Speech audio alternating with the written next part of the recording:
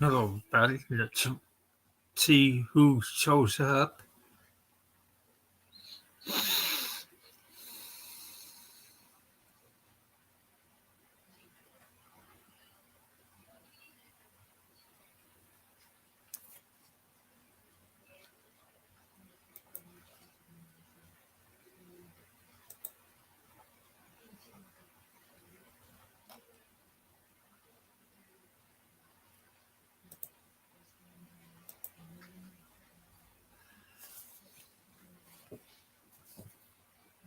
Hello, Ford Sat. Sorry I haven't been active lately. Hey, Adrian. I had coughing with upper bronchi infection again, so that's why I wasn't doing lives.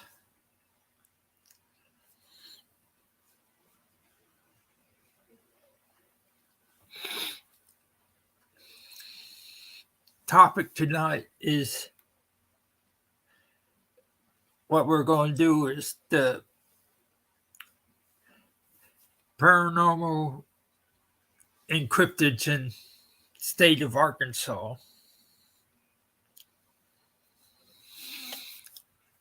Sure is.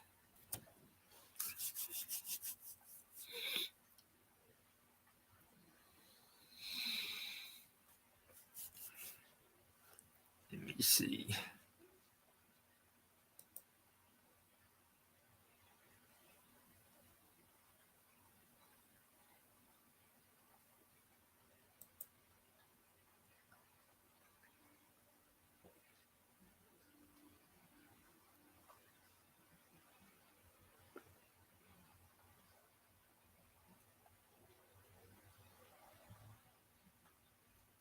Let me see what I'm going to find.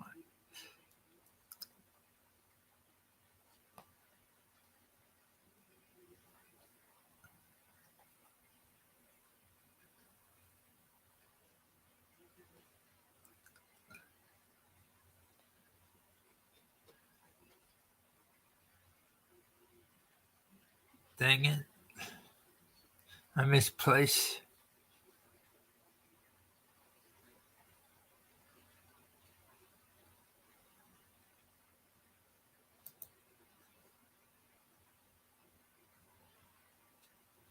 Ah, there it is.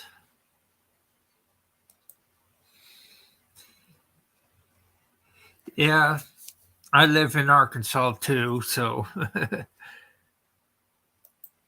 first place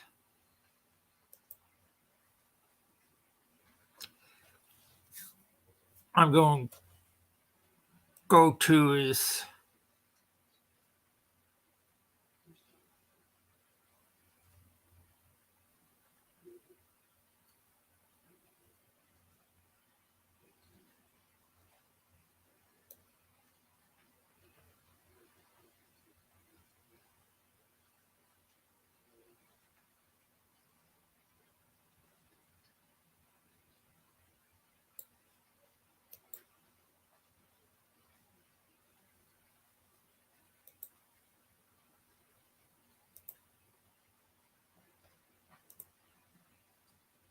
here we go.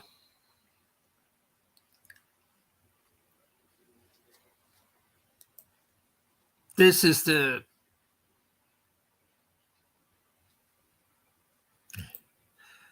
abandoned cemetery.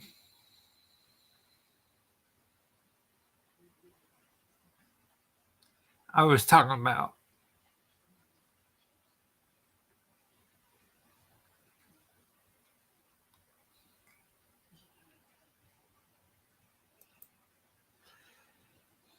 Galley or Gala Rock Historical Association. It was a village the south of where I am. The only thing that's left is the cemetery. It's preserved for history. I have ancestors that's buried there. Galley or Gala Rock was a town on the Arkansas River. It was located in Pope County, Arkansas. When the railroad came through in 1871, the people of Galley Rock began moving to Athens. In May, the cemetery was cleaned up and new chain link fencing, and their new markers and headstones were made to replace the old ones because they were getting hard to read.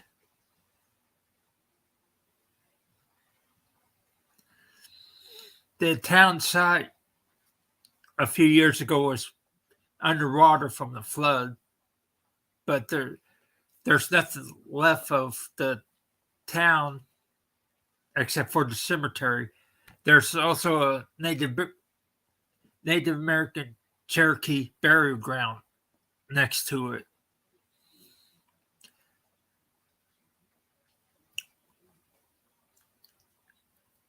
Galley Rock or Gala Rock was a Cherokee village before white settlers came in 1858.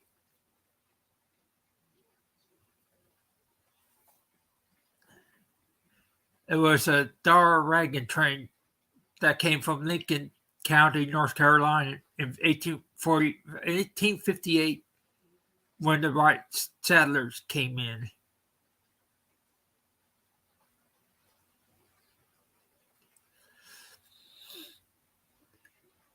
Well, the settlement was on the Arkansas River. It was a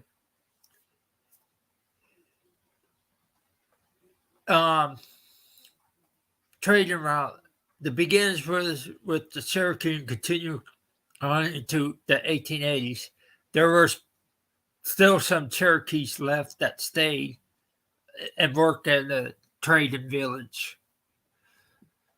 The first record found of Galley Rock being used as a boat landing was in June 1835 when the Arkansas Times at Little Rock reported on the passage of the new boat Nishu with Captain Pennywit in charge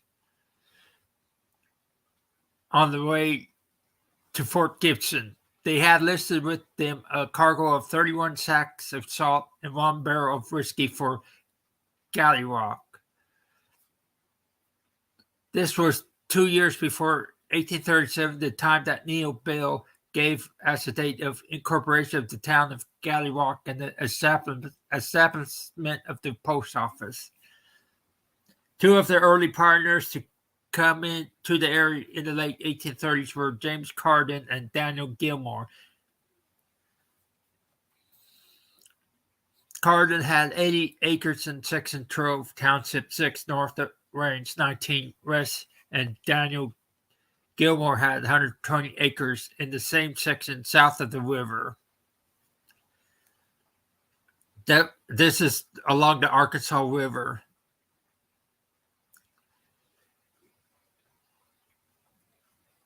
The earliest of the original land increase was on June 19, 1931 to a John Hicks. This was 126.26 acres in the southeast 1/4 of Section 13 Township 6 North Range 19 West. This was also a Cherokee preemption 1824 on the south of the river.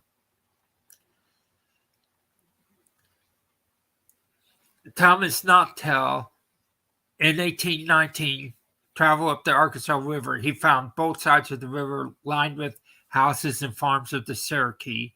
On the 5th day of the out of Little Rock, they came to the mouth of Petite Jean River. They traveled overland for about 5 miles to the Galley, which was located on the west bank of Petite Jean River. Here, the Cherokees had settlements of about a dozen families who, in construction and furniture of their house and in the managements of their farms, imitate the rites and appear to be progressing towards civilization, whereas were it not for their baneful attachment to whiskey. A journal of travels into the Arkansas Territory during the year 1819 by Thomas Nautel. And there's photos. If I could get the page going.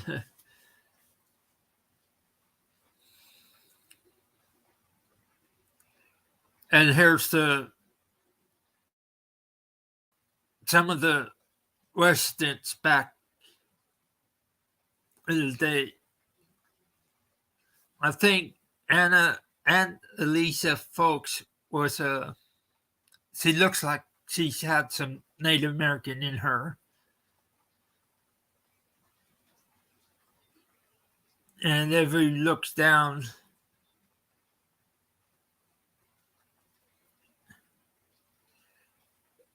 this is Carrie, Eliza, Anna Marie, and William Frank Griffin Jr. It's relatives of mine, and the Johnsons is another relatives.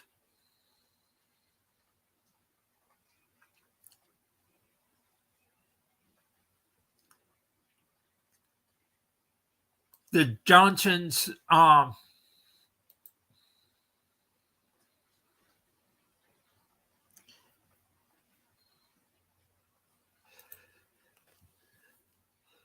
the Johnsons at that time is are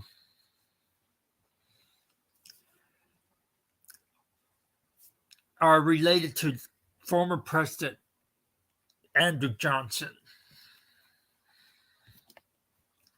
Yes, I'm fifth cousin of Andrew Johnson because his cousin is related to me.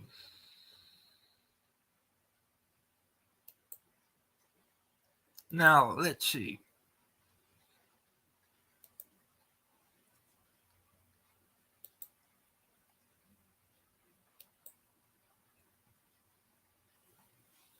Hotel Seville in Harrison, Arkansas is said to be haunted. Look at that hotel. It's pretty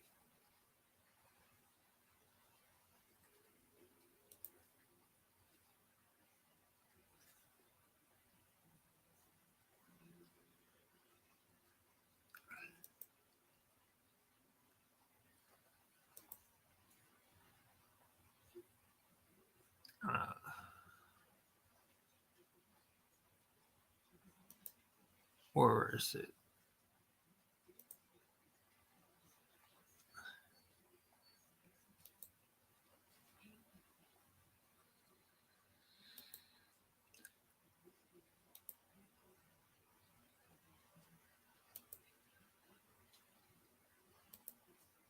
Here we go. You can see how old and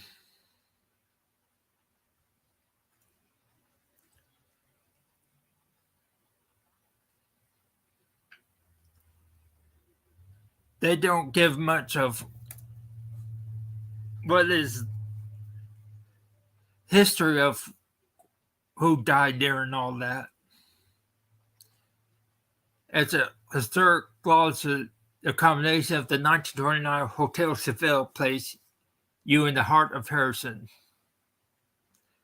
And here's some of the insides. There's one of the rooms, the lobby, another living room.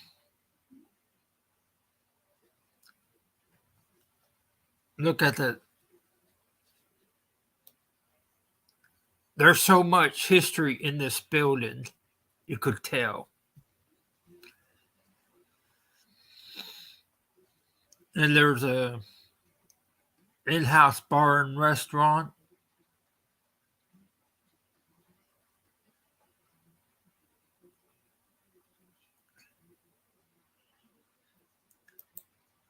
about.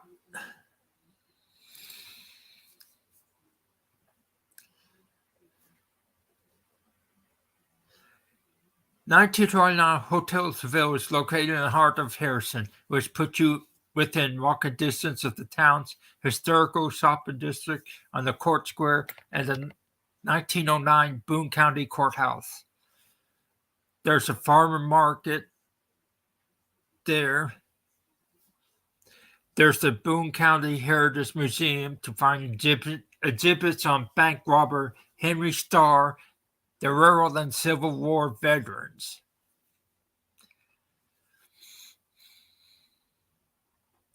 A short walk from 1929 Hotel Seville is a 3-mile paved walking trail that travels along Crooked Creek, Lake Harrison, the Weir Dam at Lake Harrison, a children's playground, and a soccer complex. The trails around Lake Harrison are excellent for walking, jogging, or biking. Harrison is located in the Ozarks Acidic Plateau that encompasses southern Missouri, northern Arkansas, and bits of Oklahoma and Kansas. The area's trademark tower limestone bluffs are on display at the nearby Buffalo National River Park.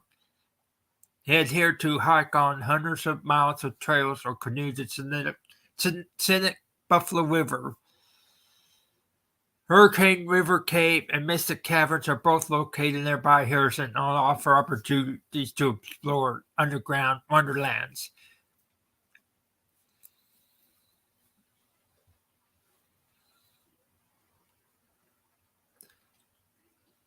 The Ozarks and Harrison are quickly becoming one of the most popular destinations for, they said, motorcycle riding in the United States. Hotel Seville's covered parking garage offers a special feature for motorcyclists after an exhilarating day of navigating those curvy mountain roads. Here's the outside entrance. Look at the pillars. There's some bathrooms. I don't want to have a voyeur camera there.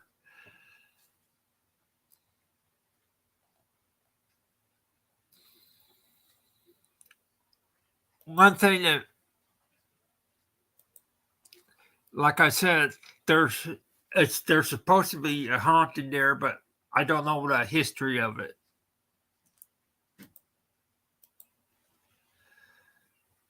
Hi, Hillbilly's creativity. Hi, Elizabeth. How you doing?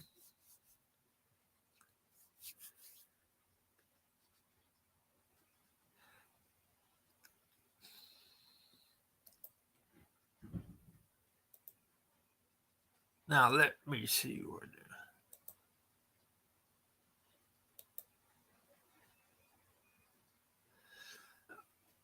Okay, Moore Hill Cemetery in Dardanelle is said to be haunted. It said local stories say if you hang out around the Harvest gravestones at night, you'll eventually find the ghost of a man who killed his wife.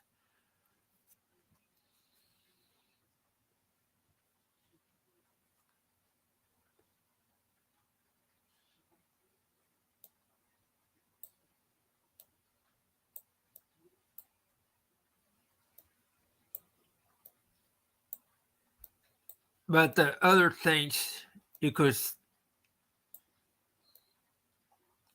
But there was another story said that you could. The ghost is the of a woman with her child, or just a woman in white looking for her child. There's so many different stories of what the ghosts are in this cemetery.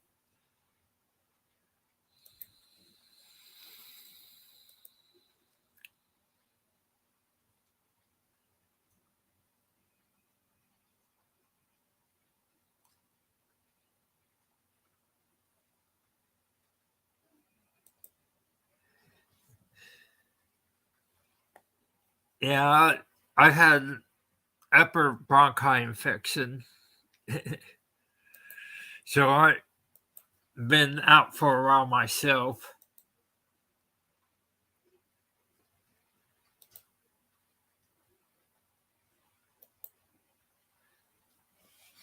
Now here's a Civil War battlefield national park. The Pea Ridge.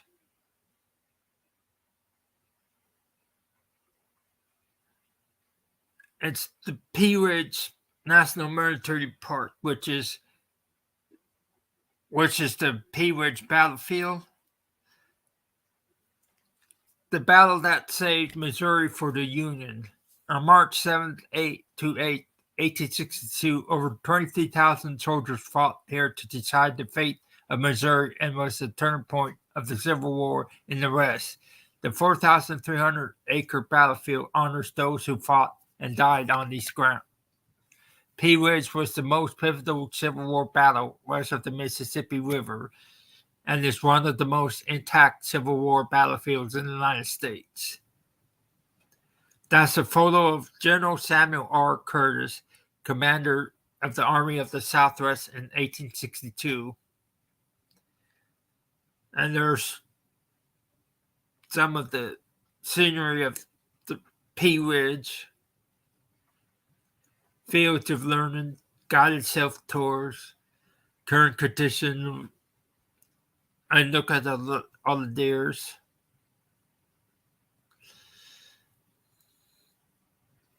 Like most of the Civil War battlefields, they're said to be haunted.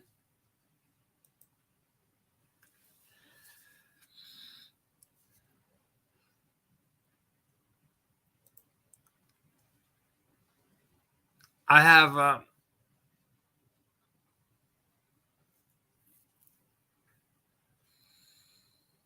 ancestors that fought there at Pea Ridge.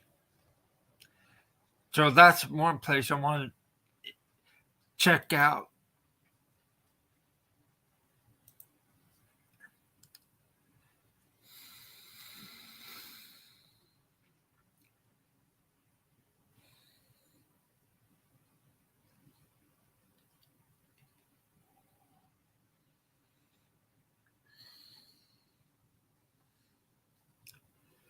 Okay.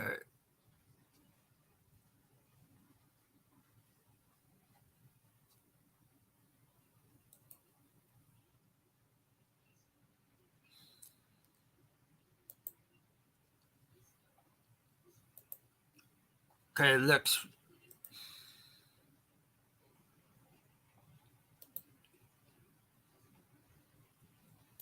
The Clayton House.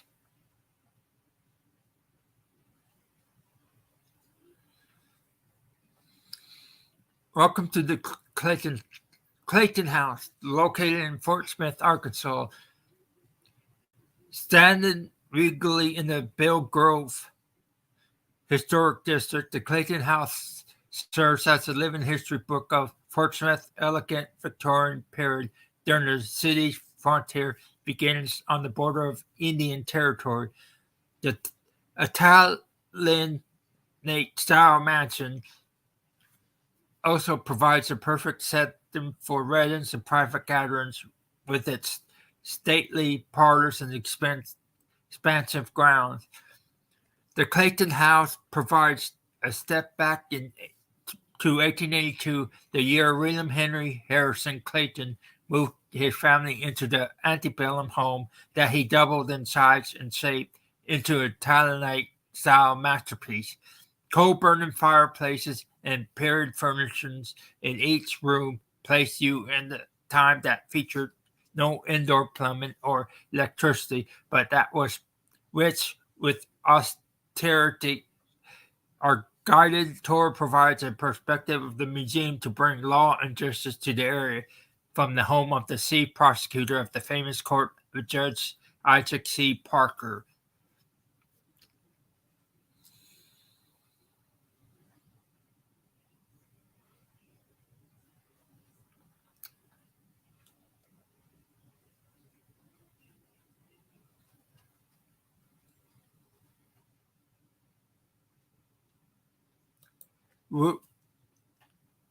the history.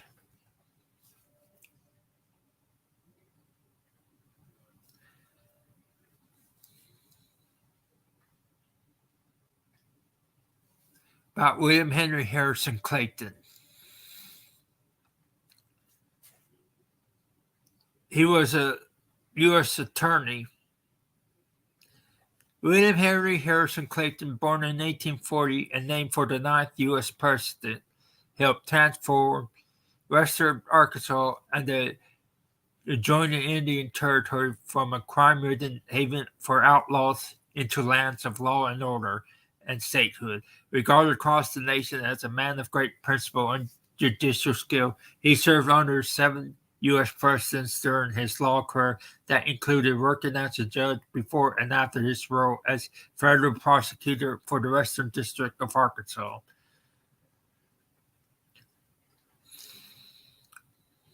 The Pennsylvania native described by famed frontier court judge Isaac Parker as close, shrewd, and prudent examiner of witnesses came to Fort Smith from Pine Bluff in 1874 as an appointment by President Ulysses S. Grant during his 14 years as U.S. Attorney. He had charge of more than 10,000 cases prosecuted in the court, whose jurisdiction was the largest in the nation, totaling the 74,000 square miles of western Arkansas and Indian Territory. His record for murder conviction, 80, is unparalleled in American jurisprudence.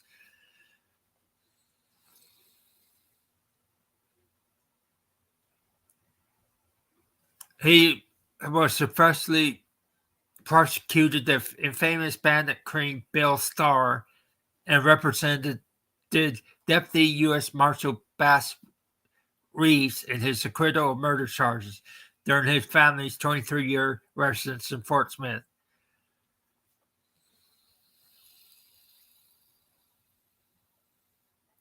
In the Clayton house, Richard Clayton and his Southern Belle wife, Florence, raised 6 daughters and 1 son over a 15-year period.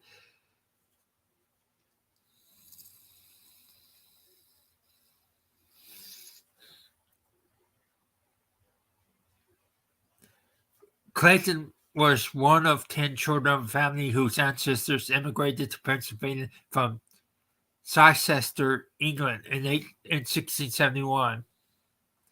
He and 3 brothers survived to adulthood, and each of them succeeded in political careers. The eldest, Thomas Jefferson Clayton, who remained in Pennsylvania, served as a judge for 25 years.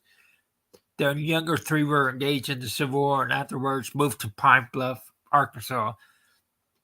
The second eldest brother, Powell Clayton, was elected as governor of Arkansas in 1868 and U.S. Senator in 1871, and eventually served as U.S. Ambassador to Mexico. Clayton twin, John Middleton Clayton, served 2 terms in the Arkansas legislature and 3 terms as sheriff of Jefferson County.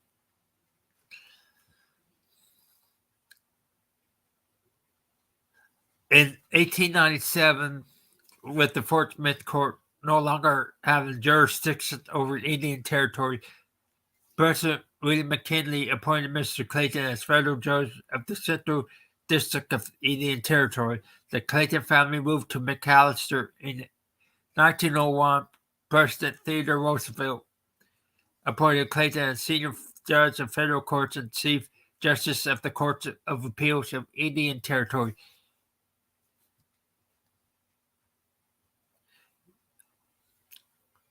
Upon the advent of Oklahoma statehood, the federal judgeship of the Indian Territory expired, and Judge Clayton resumed the practice of law in McAllister with his son, William Jr.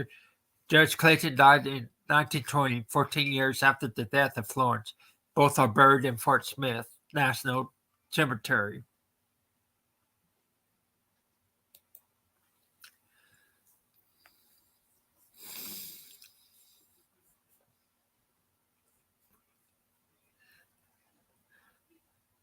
You could see the historic home up close there.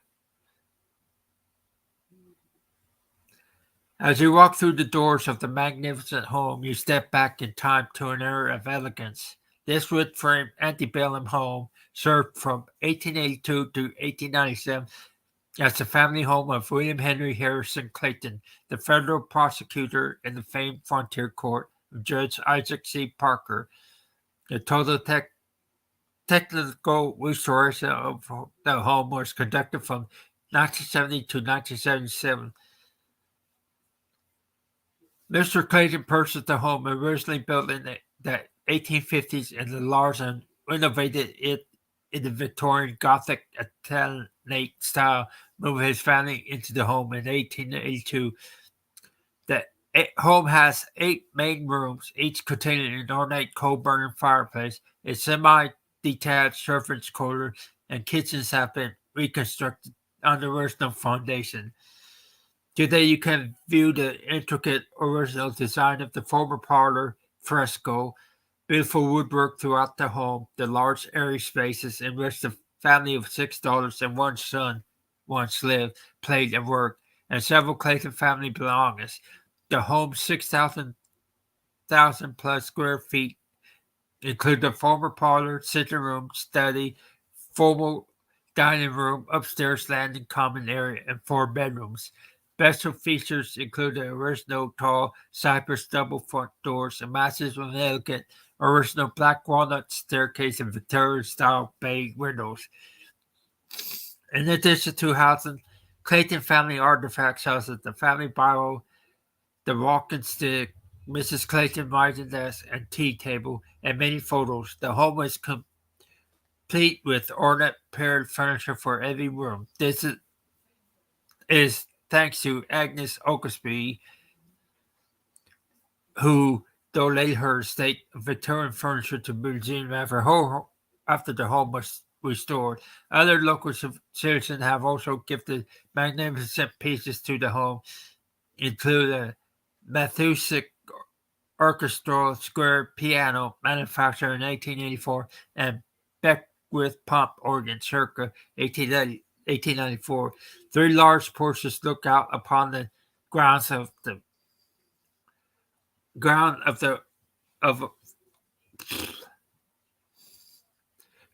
Clayton House, which feature a Victorian herb garden maintained by the River Valley master gardeners and a large Victorian style gazebo.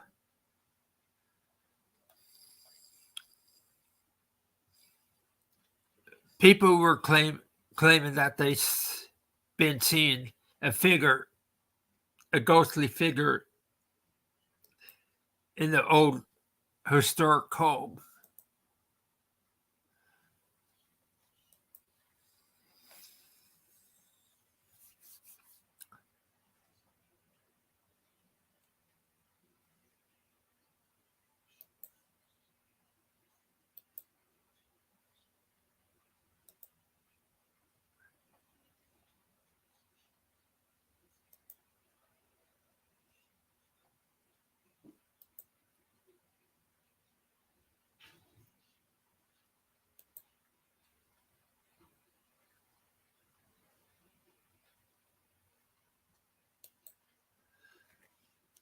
Haunted Texarkana will send sales up her spine into this only in Arkansas.com article. They have lots of places that supposed to be said to be haunted there.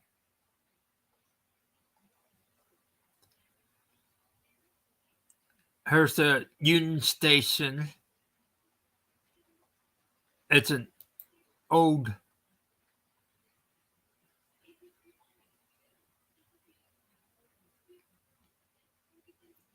place.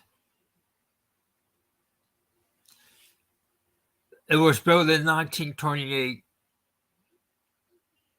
It's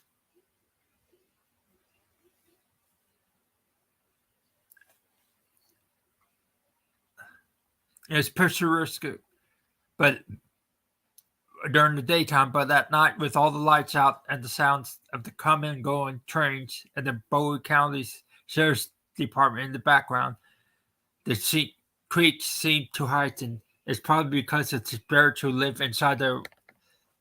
inside. Railroad workers have offered reports over the years of a woman in blue dress standing on the platform. Some believe the spirit of Ed Coy or rail driver can be seen moving along Front Street as a headless man. Both were part of killings in the area, one in 1892 and the other in 1907.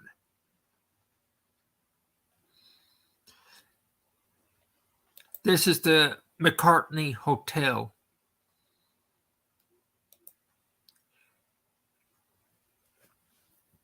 It is hard to stand in front of the Union Station and not turn around to see what remains of the McCartney Hotel across the street. While it closed nearly 5 decades ago, it is still a prominent part of the downtown skyline. Proximity and location of the railroad make this location very popular. The hotel was opened in 1929 and named for W.A. McCartney Sr., a prominent businessman who came to the area in 1874 at the age of 4. The change in popularity of the rail travel changed the fortune of the area, and the hotel closed in the 1970s. While the fire escape is great, it's a great selfie stop. Watch out for an extra visitor in the background at night. Rose Hill Cemetery.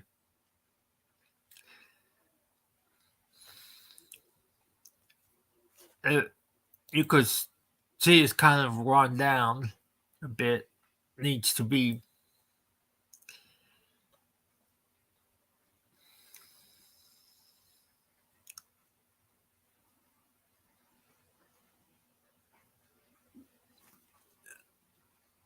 Barriers just inside the gates are the remains of those involved in the Paragon Saloon tragedy.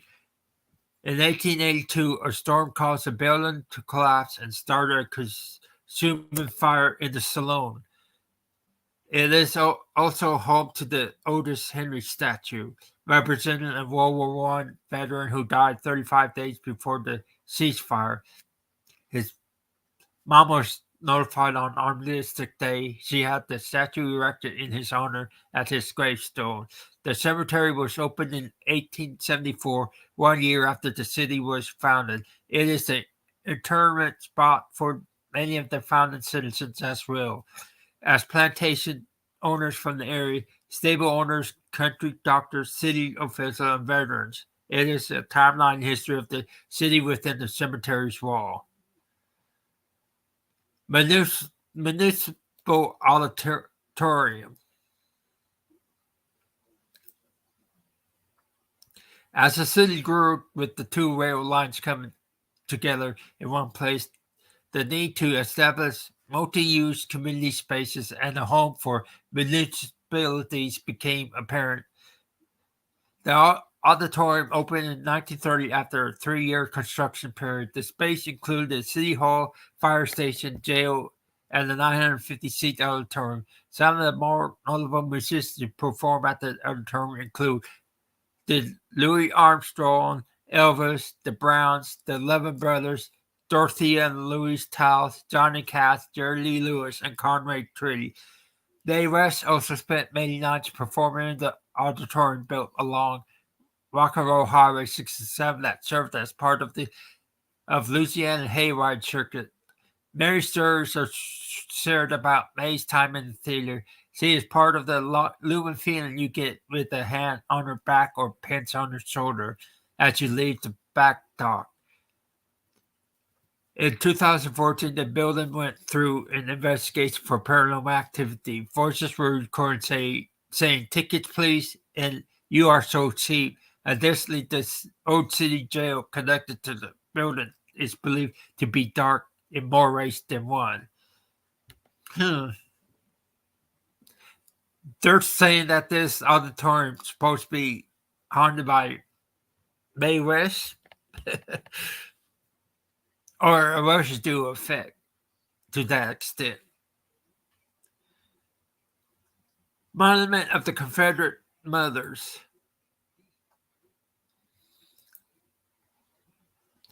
Near the federal buildings and post office in downtown Texarkana stands a monument to the Confederate mothers as the story goes.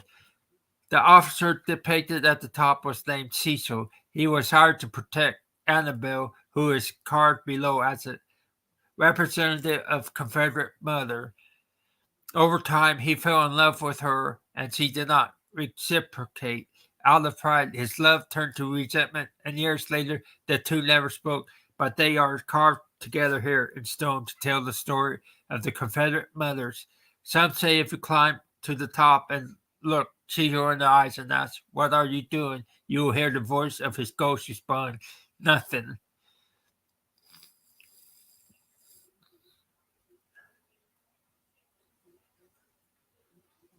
Hotel Grim. That looks grimy. Hotel Grim was built in,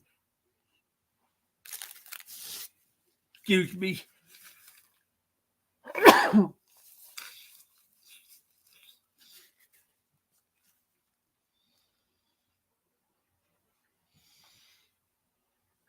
Hotel Grim was built in 1924.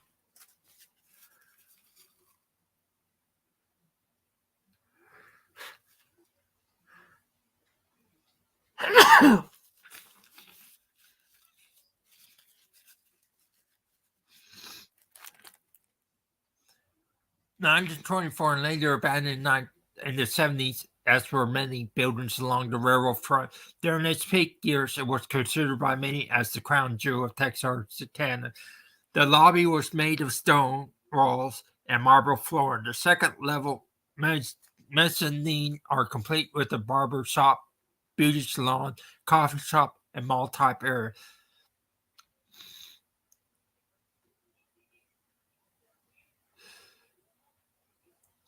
It was the site of many parties during the 30s, including large jazz bands and an occasional illegal card game. Even Bonnie of the famed duo Bonnie and Clyde enjoyed a sandwich at the counter of the cafe in the lobby.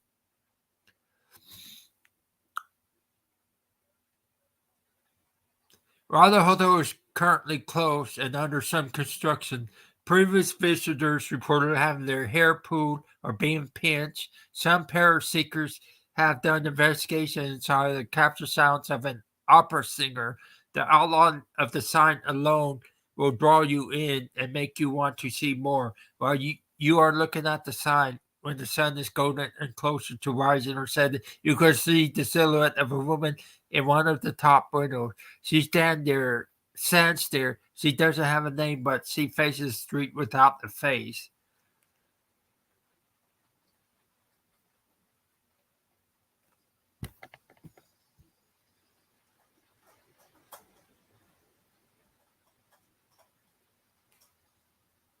Other places to explore or steer clear of, depending on where you stand. Royal Toe Flatiron Medical Arts Hero Building. This building was originally the Royal Toe Hotel and was the first building in Texarkana to get electricity. Spring Lake Park. Each year, the town that dreaded sound of a movie about the 1946 Phantom Killer is shown in this park. The murders are a hard pass for Texas, Canada, and still considered notorious unsolved murder.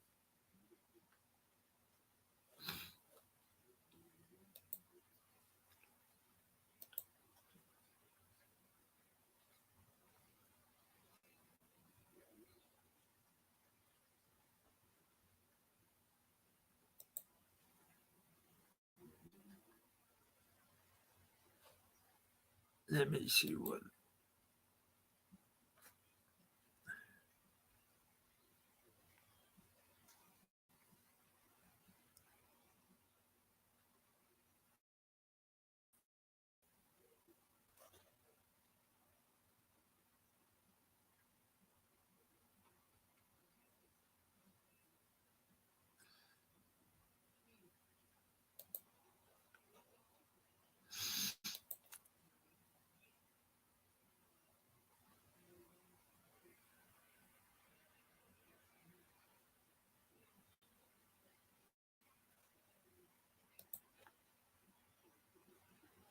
Let me see what I could find.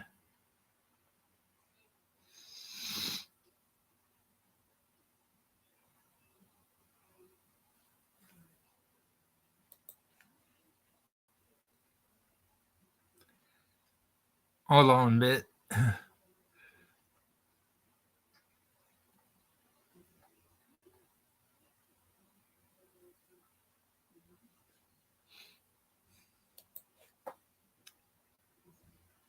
I'm going to look at.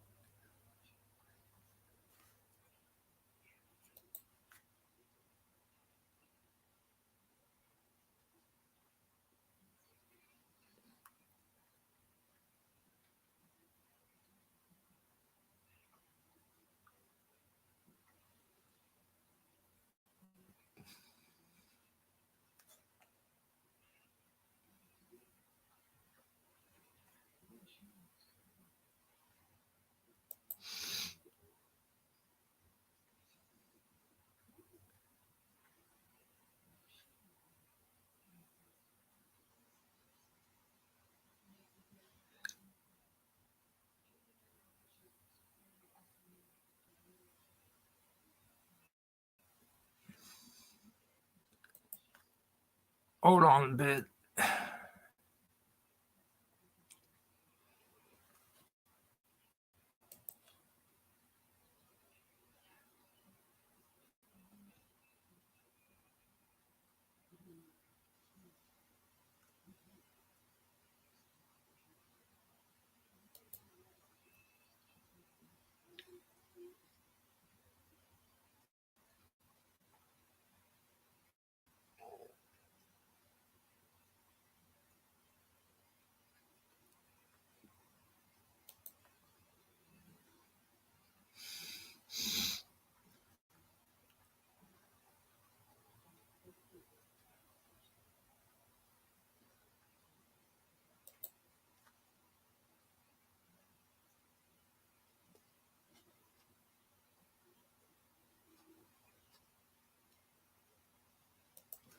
Ah.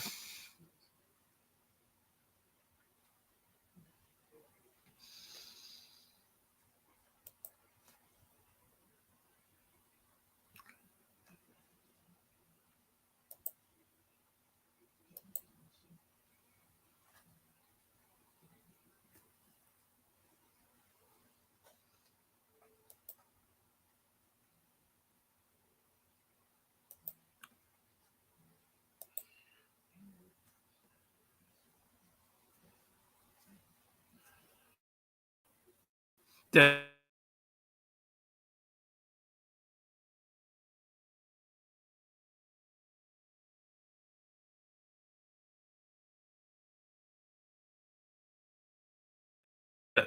old state house.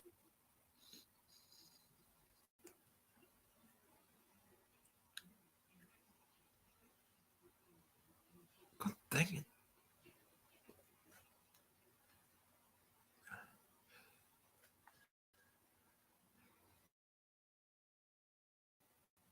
The old state house is